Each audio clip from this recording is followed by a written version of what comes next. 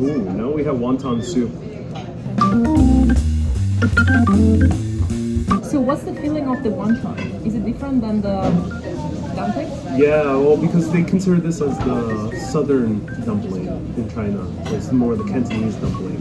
And it's usually always served in a very light broth. It has different fillings inside of it. So you rarely see cabbage in it, but you'll find pork usually with other different types of herbs and vegetables like bok choy. Okay, bok choy. Is one of them, yeah. Now, why are we having two different distinct types of dumplings? Well, it's because the first group of people came here were mostly from the Cantonese regions of China, mostly from Guangdong. But this place is called, pardon how I pronounce it, but Jiao, Zhou. And the last two words is where they come from is from the Fujian province. Okay. So after 1965, America started allowing Chinese immigration again into the U.S. It was outlawed for nearly 80 years. I read that, yeah. So no one could have come inside the country unless if they were smuggled in, and very few people were. So in 1965, the floodgates opened, and a lot of people who ended up moving in were from the Fujian province that end up speaking mostly Mandarin. And they brought in with them dumplings and places like these. But let's try old school dumplings, at least in the frame of the American. And Don't we need a spoon to eat this? I'm just gonna eat the wonton itself. Oh, it is. It's not as formed as a dumpling is. Yeah. You rub. Okay. You go first. It's gonna be tricky.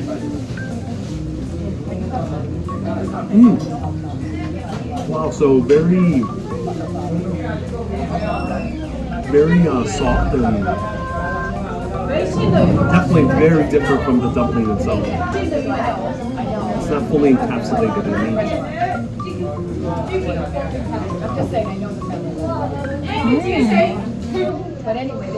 It's like tortellini. Interesting. This remind me of tortellini in brodo for all the Italians watching this. What's tortellini in brodo? It's the same concept. It's the same concept, but it's the filling has ham and parmesan, of course, and the dough is made with egg. Ah, fascinating. So it's thicker a little bit It's served in broth. and served in broth. Yeah, so it's kind of similar. I like this very much actually. Oh, that's cool. What area from Italy?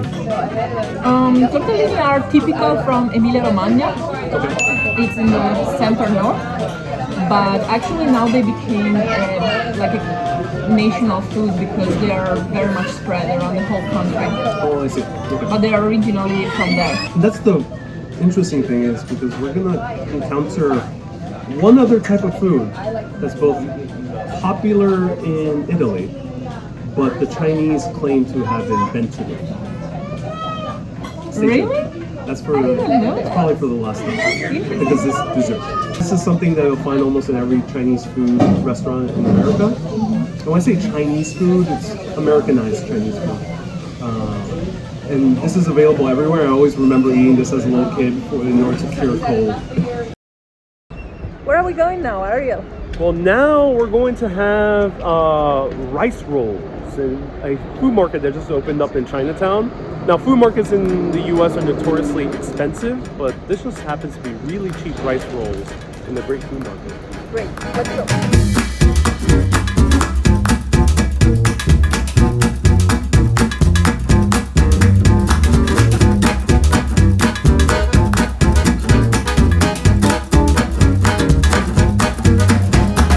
Here you get a really cool sense of all the different architectures.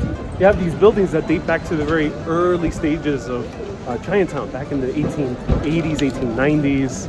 And then beyond that, you see downtown Manhattan, the financial district, which goes to show how Chinatown was always so close to the heart of New York.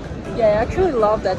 I love Chinatown for this reason because it's so dirty, real, and then I would say gritty. Gritty, I think, is a great word. Gritty? Gritty, yeah. gritty. But at the same time, you can see Grunge the too. whole financial district from here. World Trade Center, all these tourist attractions. and financial attractions. It's such a big contrast for me. Well, one interesting fact is Chinatown has been famous. You probably heard about it before you ever came to New York City, right? Absolutely, Yeah. yes. So the reason it's so famous is because all those large buildings, they used to be the newspaper offices. So a lot of the journalists back in the late 1800s, early 1900s would come have lunch over here, and they'd be so fascinated by the neighborhood that they would write about it in articles, and hence making it world popular all around the world.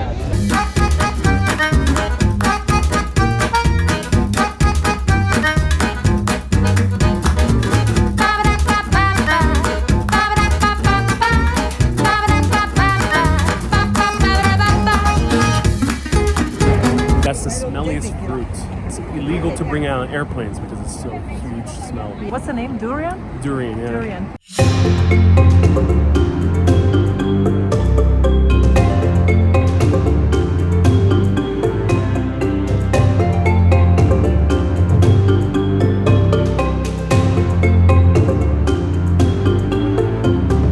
We are walking along Mott Street in this moment, which is in the middle of Chinatown, right? Yeah, it's the main thoroughfare of Chinatown. So historically and even today, it's where most of the life of Chinatown is located.